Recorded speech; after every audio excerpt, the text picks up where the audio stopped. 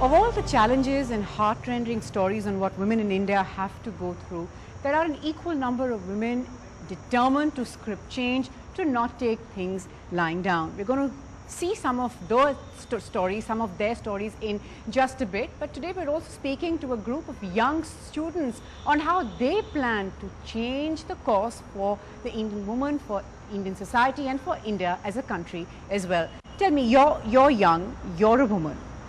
When you sort of see some of what women have to go through, and at the same time hear terrific stories of empowerment, of successes that women in India are also scripting, how do you see yourself fitting into a society like this? The situations do seem very contradicting. Like you said, in one hand, women are suffering. You know, there's female infanticide going on, and they're being killed, they're being raped. And on the other hand, people talk about women empowerment and giving them jobs and giving them proper education, higher education. So, as far as I am concerned, I think. Like my input or my step towards it was firstly to get myself educated, and probably education comes first, and probably after that I can do something for them. So education comes first, and that was my step and my initiative towards it. Right, education, of course, the biggest step towards empowerment. Not for nothing do they see that. But when we talk about being a country of contradictions, especially as far as women are concerned, where do you believe is the one space or the one area where youngsters like you can perhaps make a difference tomorrow?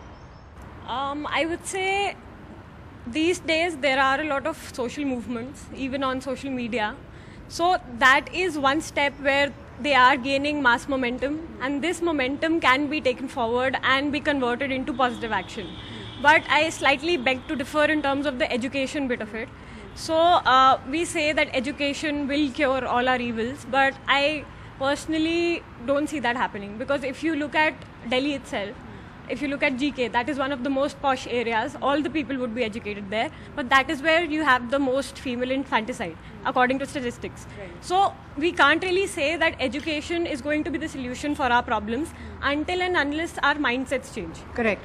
I think when we talk about education, we mean sort of like a broader sweep, not just on getting that degree, but actually educating yourself on breaking these mindsets, breaking these stereotypes. But this is, of course, not just an issue of women alone. Men, of course, play a very large role. But do you think that men in India are sort of aware of all that is needed from them on these mindsets that perhaps need to change, largely with our men and, of course, also with our women as well?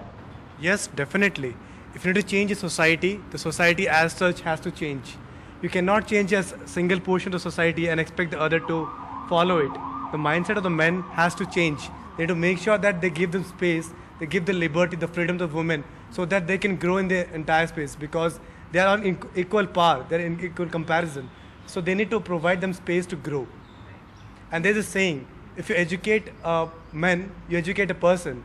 If you educate a woman, you educate the entire society and the entire family. Right, not for nothing, of course, do they say that. Yeah, go ahead. Actually, I would just like to add what my friend said. Indian men always have been dominant in the society. Times are changing. It hurts our ego, frankly speaking, when you see a woman growing, or probably to take a command from a lady. But yes, today's generation is something that has grown. We realize, yes, women are capable.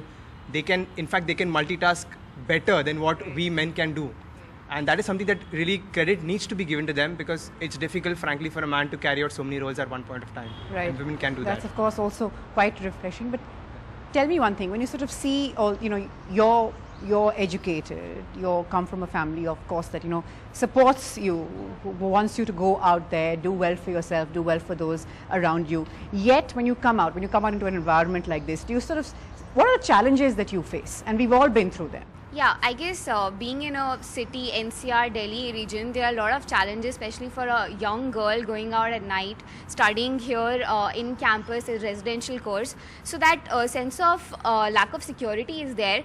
But at the same time, the environment here is so protective that it somewhere vanishes. You feel comfortable around your friends. But the world is out there. The world is out there, definitely, and it's a scary place for any woman. But being educated and being enlightened, you know, we know how to take care of ourselves very well.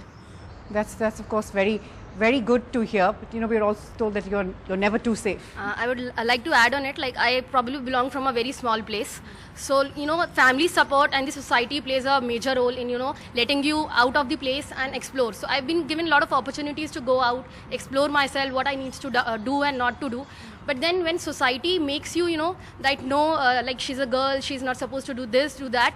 It's when education, the awareness that plays a major role in, you know, educating those people and letting them know that we can also do something. And like we have examples like Indra Nui Chandra Kochar, which have proven to be the women empowered. So like if we have examples like them, we can definitely tell the society that there's a lot to do. Right, absolutely right. And all that, of course, came together to make Sunitha's story. She's not called a jungle warrior for nothing, but someone who's using art to spread the message of conservation. Here's Maya Sharma's report on how she does it.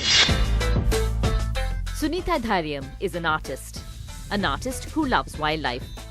Her journey here to the tiny village of Mangala, just outside Karnataka's Bandipur National Park, was at first purely personal, to a place where she could combine her passions. This land was identified and bought it during Veerapan's time. And nobody was really interested in land at that time around here. I was definitely an outsider. Help came from Karnataka's Forest Department, which commissioned her to paint wildlife murals in the state-run resort just outside Bandipur. A doctor wanted to set up a free clinic for the labourers, and she provided the land. And that's when the Marima Charitable Trust, you know, came to be. Then what about funding for the charity? How do we go about that? And that's when I started Temporary Designs, using my skills as an artist and designing, you know, wildlife paraphernalia. We started doing that and getting our funding. It did not stop there. The boundary of the Bandipur National Park is very close by, and one of the biggest areas of tension for villagers who live close to the park is when their livestock is killed by big cats from the park. What Sunitha has done is set up a way of providing compensation to those villagers who have lost livestock.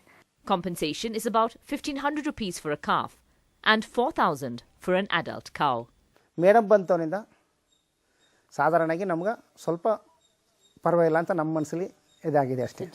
ಜಲ್ದಿ ಕೆಲಸ ಇವತ್ತೇ ಕೆಲಸ ಆಗುತ್ತಾ. So far, over 400 compensation payments have been made. Some of us follow our dreams, some don't.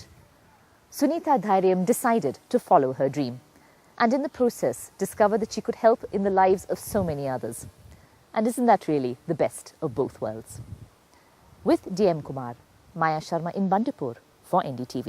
There is awareness out there, and perhaps more women now knowing that they can go out, raise their voice, and they will be joined, there will be others supporting them, even though there might be others raising a finger there. But perhaps the beginning, the seeds have been sowed. We're going into a quick break. Coming up after that, more stories of women and the incredible change they've brought about.